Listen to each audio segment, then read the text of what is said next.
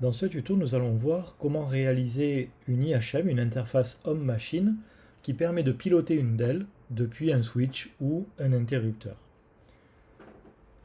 Donc cela est possible en utilisant toujours l'interface programmable Wemos D1 R32, où on va la configurer comme point d'accès Wi-Fi, comme serveur web pour héberger la page web qui va servir d'interface homme-machine, qui va pouvoir être lue sur un téléphone portable par exemple, et donc communiquer en Wi-Fi l'information d'allumer ou d'éteindre, et après traitement, eh bien, l'ordre sera communiqué d'allumer ou d'éteindre la Dell rouge. Voyons comment programmer maintenant avec l'interface VitaScience. J'ai conservé le programme que nous avons vu dans les tutos précédents pour créer le point d'accès, pour créer l'interface homme-machine. Je vais pouvoir ajouter maintenant un bloc qui va permettre d'afficher le switch. Alors je pourrais changer ici le nom du switch, par exemple je vais l'appeler juste switch. Je vais pouvoir choisir la couleur de ce switch et je vais pouvoir choisir la taille avec plusieurs possibilités. Je vais prendre la taille 3. Maintenant, ça c'est uniquement pour afficher le switch.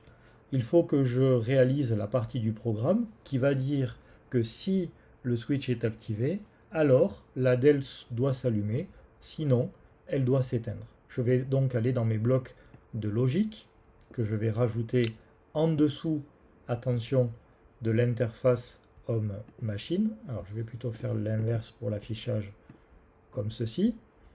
Je vais enlever ce bloc qui ne me sert à rien et je vais aller chercher dans les blocs réseau l'information renvoyée par l'interface, c'est-à-dire l'état de l'interrupteur appelé switch.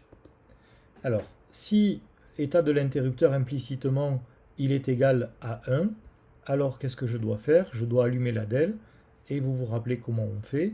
On doit écrire sur la broche numérique sur laquelle est connectée la Dell, c'est-à-dire la broche D5, on doit écrire l'état haut ou un 1 logique.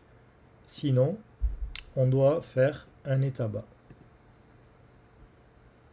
Je vais pouvoir donc téléverser mon programme dans mon interface programmable et vérifier le comportement attendu.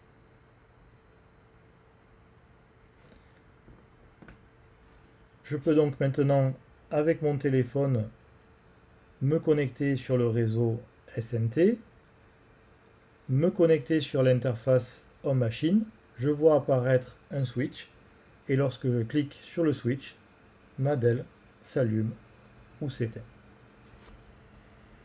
Notez que je vois dans la console l'état du switch qui apparaît 1 ou 0.